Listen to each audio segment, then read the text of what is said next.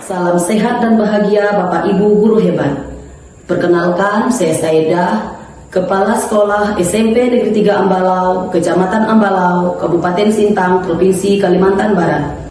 Di era yang berkembang pesat ini dan penuh tantangan, pemimpin pembelajaran menjadi ujung tombak yang berperan dalam mendorong perubahan di berbagai bidang kehidupan, terutama bidang pendidikan. Pemimpin pembelajaran juga memiliki peran penting dalam menciptakan lingkungan belajar yang dinamis dan responsif terhadap perkembangan zaman.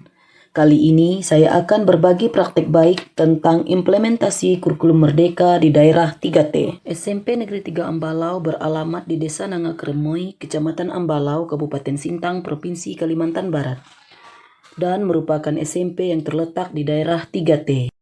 Sebagai pemimpin pembelajaran yang bertugas di daerah 3T, saya dihadapkan pada tantangan-tantangan yang luar biasa, terutama dalam mengimplementasikan kurikulum merdeka.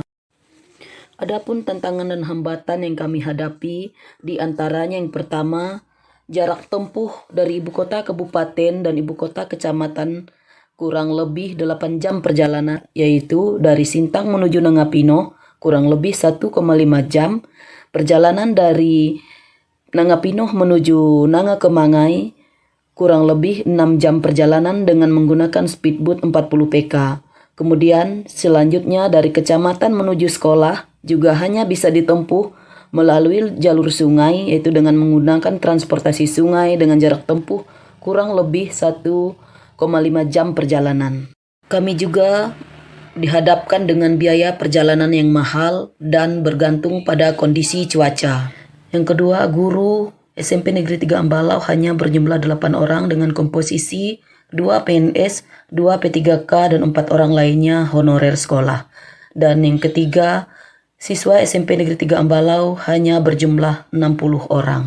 Yang keempat, sumber daya manusia yang terbatas. 5, akses internet yang tidak stabil. 6, infrastruktur yang tidak mendukung. 7, kondisi geografis.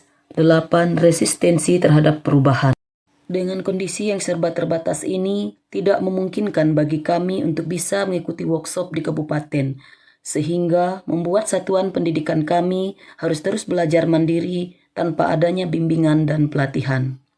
Awal dari kegelisahan ini, sebagai seorang pendidik yang sudah mengabdi 16 tahun di SMP Negeri 3 Ambalau ini, yaitu mulai sejak Januari 2008 dengan status sebagai guru kontrak daerah, dan pada tahun 2009 lulus menjadi PNS, dan pada tahun 2019 sampai dengan sekarang saya diberi tugas tambahan sebagai kepala sekolah. Saya merasa perlu melakukan beberapa teknik dan strategi untuk mencapai pendidikan yang lebih baik dan kokoh. Saya berusaha menciptakan pengalaman belajar yang bermakna, kontekstual, dan relevan bagi guru maupun peserta didik.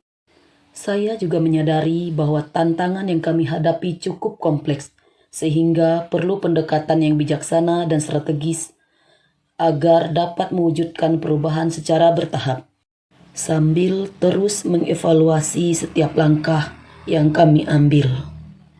Untuk mewujudkan suatu perubahan, ada beberapa usaha yang kami lakukan. Di antaranya yang pertama, membangun budaya terbuka terhadap perubahan, terus melakukan diskusi untuk mendengarkan kekhawatiran para guru dan warga sekolah terkait perubahan yang diusulkan, serta mendorong umpan balik dari semua pihak agar merasa dilibatkan.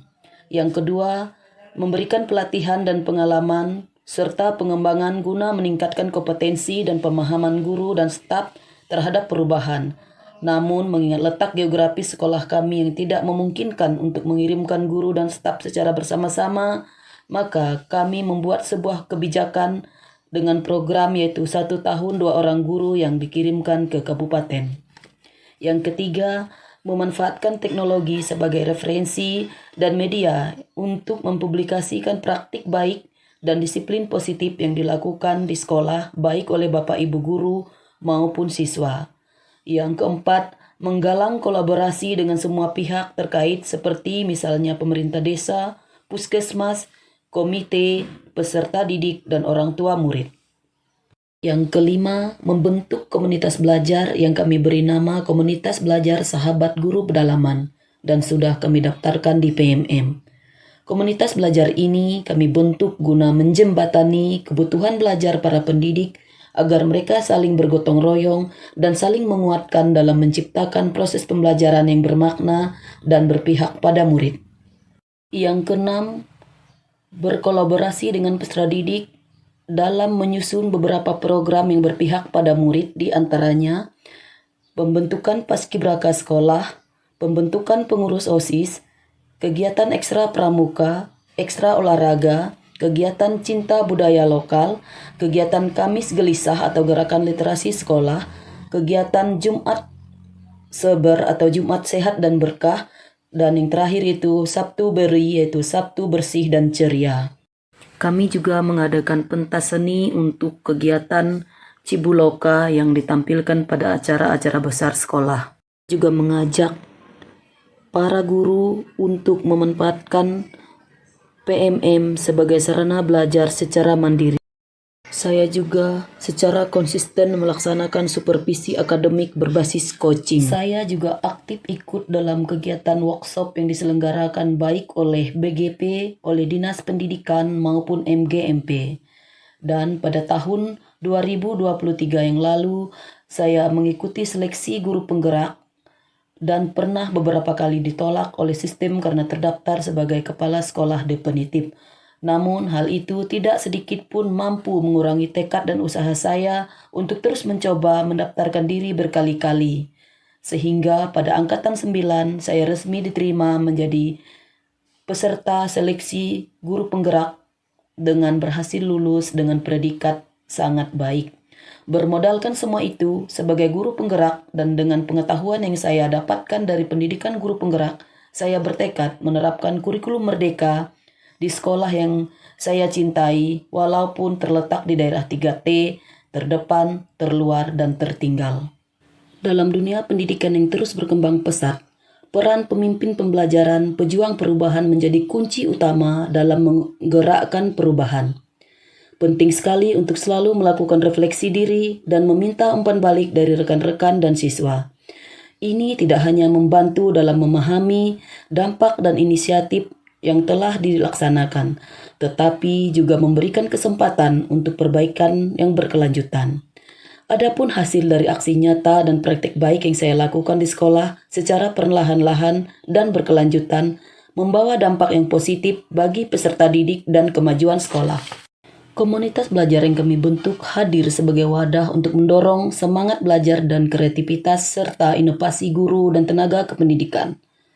Juga mewadahi pertukaran ide dan pengalaman antar anggota komunitas.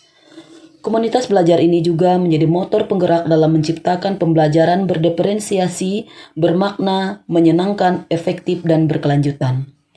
Untuk mengukur keberhasilan yang telah dicapai beberapa bulan ini, saya melakukan evaluasi untuk mengetahui dampak dari penerapan kurikulum merdeka dengan hasil sebagai berikut. Terjalinnya kolaborasi erat antar para guru dalam memahami dan mencerna modul ajar serta optimalisasi pemanfaatan PMM sebagai sarana penerapan IKM.